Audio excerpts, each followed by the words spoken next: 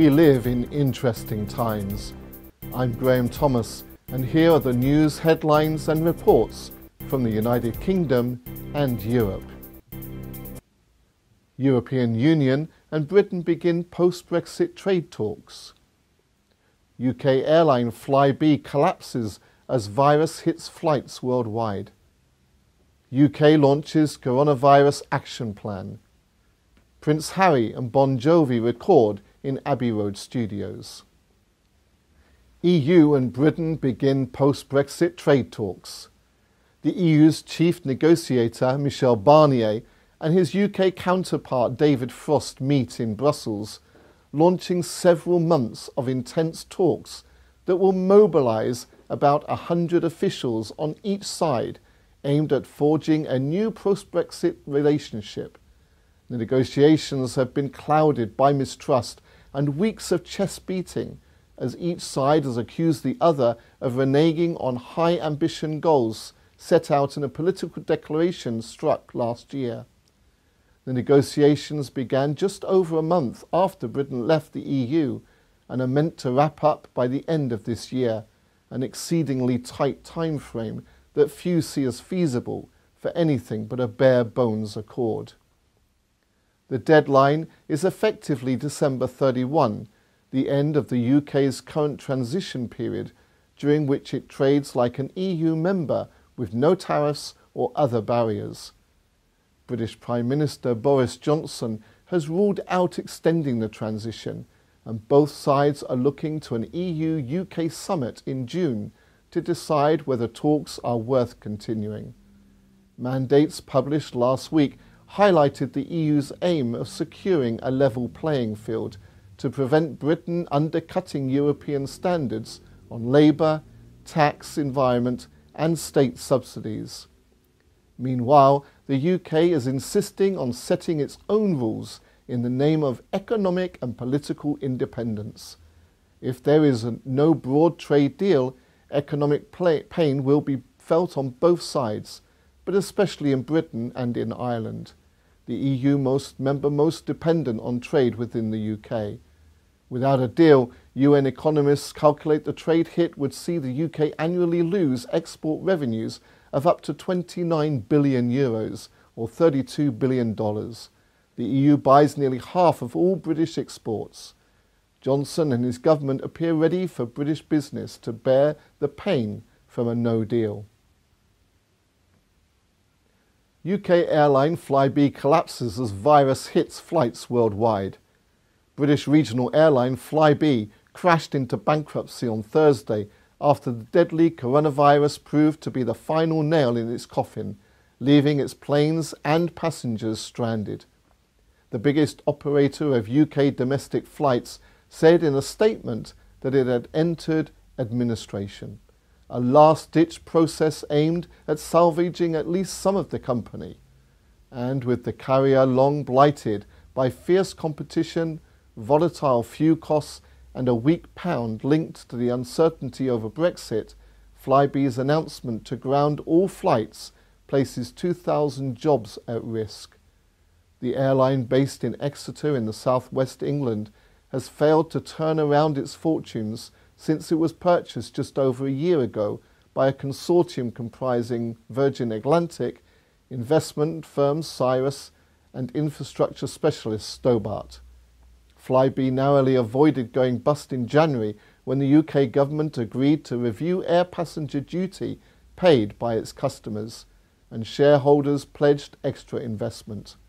But in the early hours of Thursday, the carrier appointed administrators after the government reportedly refused a rescue loan for £100 million, or $128 million. Flybe's network mostly links up small airports in Europe. In the early hours of this morning, Flybe ceased trading. This was a commercial decision by the company, and Flybe have filed for insolvency. Flybe outlined that problems with their business have been compounded by the outbreak of coronavirus, which in the last few days has resulted in significant impact on demand. The directors, therefore, decided it was not viable to keep Flybe operating. Unfortunately, in a competitive market, companies do fail, and it is not the role of government to prop them up.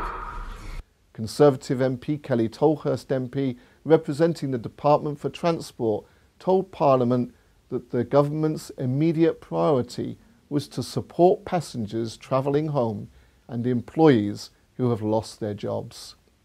But, she added, unfortunately, in a competitive market, companies do fail, and it is not the role of government to prop them up. Flybe, which carries about 8 million passengers annually, said all flights have been grounded and the UK business has ceased trading with immediate effect. The British government said it has asked bus and train operators to accept Flybe tickets and other airlines to offer reductions to help passengers reach their destinations. UK launches coronavirus action plan. UK Prime Minister Boris Johnson, flanked by the Chief Medical Officer and Chief Scientific Advisor, holds a press conference on the publication of the UK COVID-19 action plan, which envisages the army being called in to help maintain order in the reasonable worst-case scenario. Up to 1/5 of employees could be off work in Britain when the coronavirus outbreak peaks, the government said on Tuesday, as it outlined a new action plan. But I fully understand public concern, your concern about the global spread of the virus, and it is highly likely that we will see a growing number of UK cases. There are long-established plans by which the police will, obviously they will keep the public safe, but they will prioritise those things that they have to do, and the army is of course always ready to backfill as and when, but that is under the reasonable worst case scenario. More than 3,100 people have died and over 90,000 have been infected worldwide. In a press conference with his chief medical and scientific advisors at Downing Street, Johnson unveiled the steps his government would take if coronavirus takes hold in Britain. These include asking people to work from home, reducing the number of large gatherings, such as football matches, and shutting schools. In a stretching scenario, it is possible that up to 1/5 of employees may be absent from work during peak weeks, the plan says.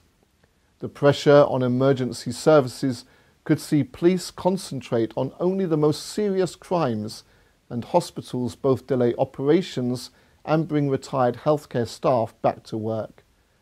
But these measures will not be introduced until the outbreak is clearly established, and only then if experts assess the benefits outweigh the costs.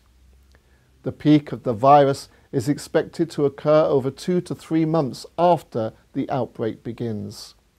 For the vast majority of the people of this country, we should be going about our business as usual, Johnson said. He said that hand washing with soap and water for the length of time it takes to sing Happy Birthday twice was the most effective way to prevent the virus spreading. I continue to shake hands, he added. UK health officials say that in the worst case scenario, 80% of the population could become infected with coronavirus. And as the Prime Minister says, the vast majority of people will end up with a mild illness. So the timing is critical, and it's not now, and we're looking very carefully at when the time is right and what the combination of things are that are going to make the biggest difference. Evidence from China, where the outbreak began, suggests a mortality rate of 1%, pointing to up to 500,000 deaths in Britain. That overall, probably around 1% of people who get this virus might end up dying based on the Chinese experience. Now, to be clear, what that therefore means is 99% of people will not.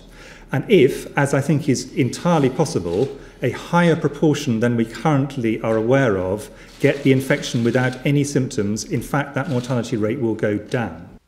The risk was highest for elderly people and those with underlying health conditions.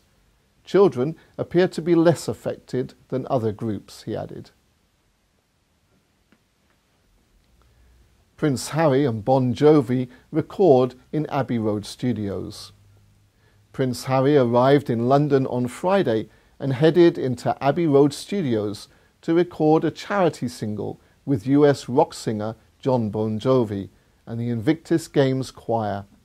The song being played, called Unbroken, was written by Jon Bon Jovi to shine light on those veterans living with post-traumatic stress injury, or PTSI, to honour their service and acknowledge the strength of the armed forces community.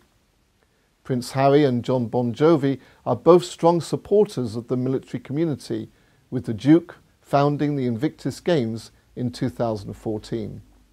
The Invictus Games Choir, made up of wounded, injured and sick veterans and serving personnel from all services and different ranks of the UK Armed Forces. The charity song was recorded in Abbey Road Studios, where the Beatles recorded most of their albums. After recording, Prince Harry and Bon Jovi recreated the famous Beatles' Abbey Road album cover by posing on the iconic zebra crossing outside the studios. The recording of the single was one of the Prince's final royal duties after he and his wife Meghan Markle announced their recent plan to step back from service.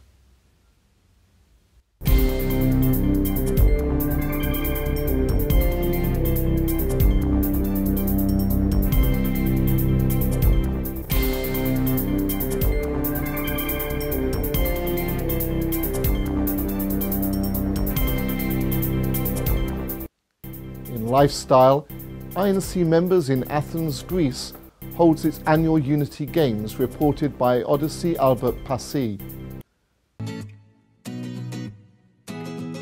In these modern times, where keeping an active and healthy lifestyle can be a challenge for many, Iglesia Ni Cristo, or INC members in Athens, Greece, have set a day aside to participate in INC's annual Unity Games event, organized to bring together everyone to show good sportsmanship, to get active and have fun in friendly competitions.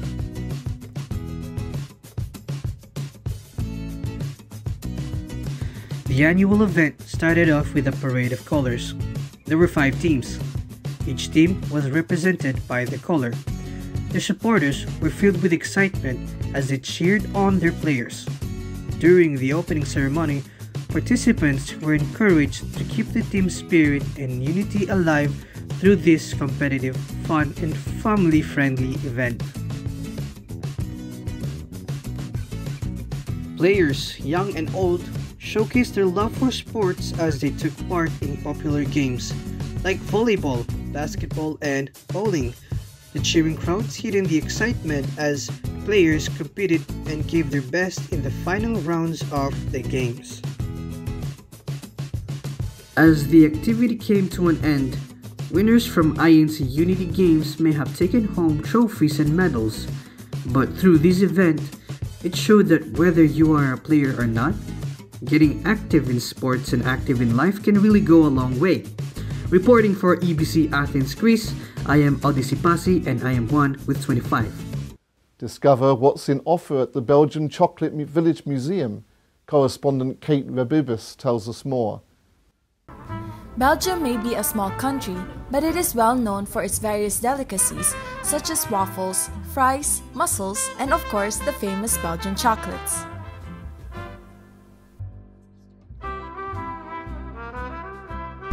Join us as we visit the Belgian Chocolate Village in the city of Brussels.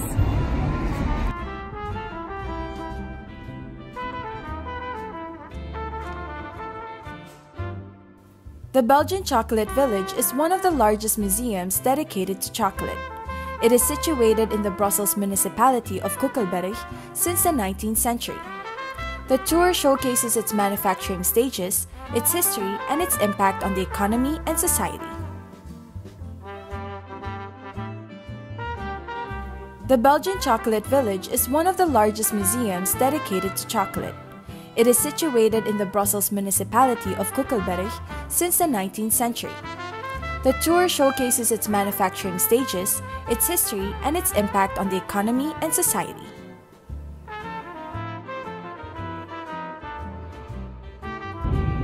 Let us backtrack on the history of the Belgian chocolates. The raw materials of chocolates, better known as cocoa, was produced in Africa, Central America, and South America, but now also in Asia. So how did chocolate become so famous in Belgium?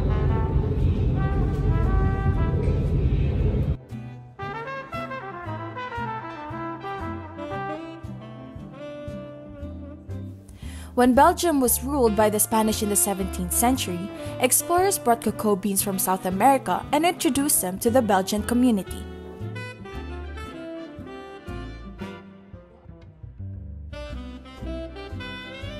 Yet when Belgium colonized Congo, they found a large excess of cocoa beans, thus making Belgium the #1 trader in cocoa and chocolate under the ruling of King Leopold III.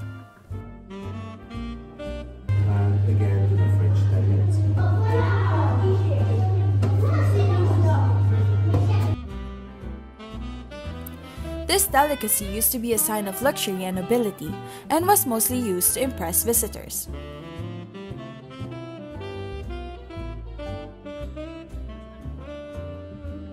In fact, former mayor of Zurich, Henry Escher, instantly fell in love with the hot chocolate he was given when he visited the Grand Place in Brussels. He took the recipe home and introduced this to his own country, thus making Switzerland Belgium's greatest competitor in the chocolate market. Even so, Belgian chocolate remains world renowned and definitely plays a big part in the country's economy. With over 2,000 chocolatiers, do not miss out on smelling, tasting, and learning about the famous Belgian chocolates.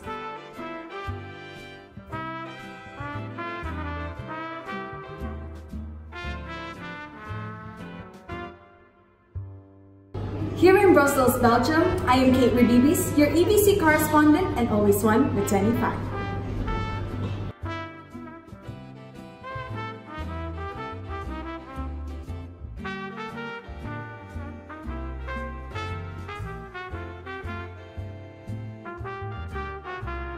Find out about the world's largest and historic warehouse district. Eva Maria Kraus from Hamburg, Germany reports. Moin, I am Eva Marie Krause and today I am in the largest and historic warehouse district in the world, the Speicherstadt in Hamburg, Germany. Hamburg Speicherstadt not only allows you to travel back in time, exploring Hamburg's history, but there are also other things to see here. The so-called Speicherstadt was once a residential area for dockers and craftsmen from the 17th century until the end of the 19th century. They had to be resettled by force so that the construction of the warehouses could continue. This was due to Hamburg become a free port with the aim to enable duty-free trade within Hamburg. Between 1883 and the end of the 1920s, the warehouse district was built on thousands of oak piles. Since 1991, the Speicherstadt has been among listed buildings because of its architectural style. The buildings were built in the Wilhelminian brick Gothic style at the end of the 19th century. The gables, bay windows and towers are characteristic of this architectural style, and those also of the whole architecture of the Speicherstadt. Since July 2015, Hamburg Speicherstadt has been on the list of the 40th UNESCO World Cultural Heritage Site, together with the Kontorhausviertel, including the Schiele House. It is also a World Heritage Site because the network of connecting streets, canals and bridges and the modern brick architecture of the office building complexes stand for port-relevant uses from the 1920s to the 1940s. It never gets boring in the Speicherstadt because besides the sites, there are many leisure activities on offer. For those who want to learn more about Hamburg, there is a diverse selection of museums.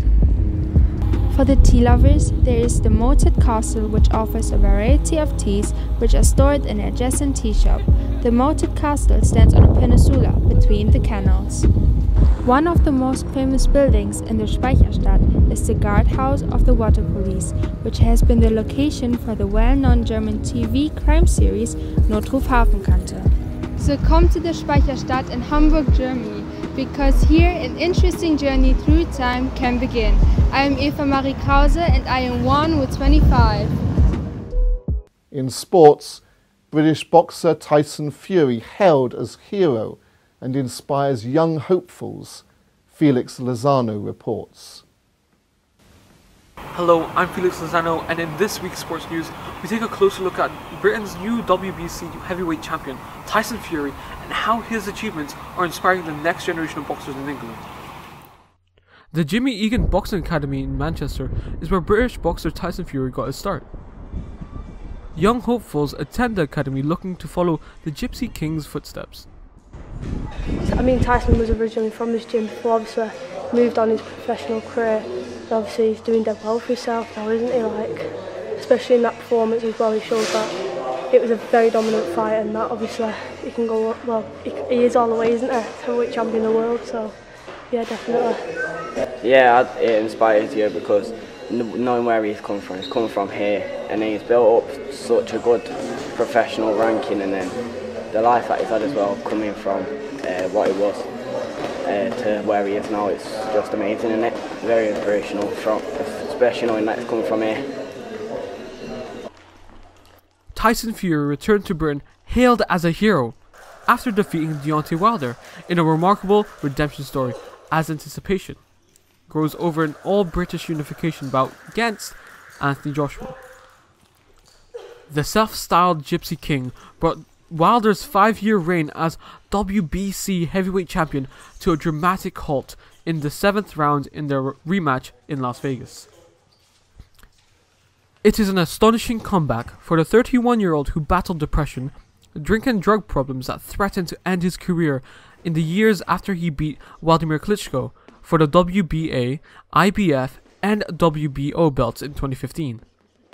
The controversial British heavyweight has made no secrets about his battles with mental health issues and drug use. Fury's license to box was suspended by the British Boxing Board of Control in 2016, pending further investigation into anti-doping and medical issues. He was cleared to fight again in December 2017 by UK anti-doping after accepting a backdated 2-year ban for testing positive for the banned steroid nandrolone. Fury's weight ballooned to 178 kilograms and his mental state spiraled out of control. In his autobiography, Behind the Mask, he thanked his wife Paris, whom he met as a teenager, for sticking with him through the bad times. Fury and Joshua's promoter, Eddie Hearn, are both expecting Wilder, who has a rematch clause, to ask for a third fight with Fury, but Hearn is so impatient to stage the biggest fight in the history of the sport. Fury's feats have captured the imagination of a nation. He is potentially one fight away from once again becoming an undisputed heavyweight champion of the world. We look forward to following the career of one of the UK's greatest ever boxers. Reporting for EBC, United Kingdom, I'm Felix Lozano, and I am 1 with 25. These have been our top stories this week. Please continue to read and watch the news on www.eaglenews.ph, eaglenewlive.com, and follow us on Facebook, Eagle News International, on Twitter, EBC United Kingdom, at Eagle News UK. From our London studio, I'm Graham Thomas from EBC United Kingdom, and I am 1 with 25.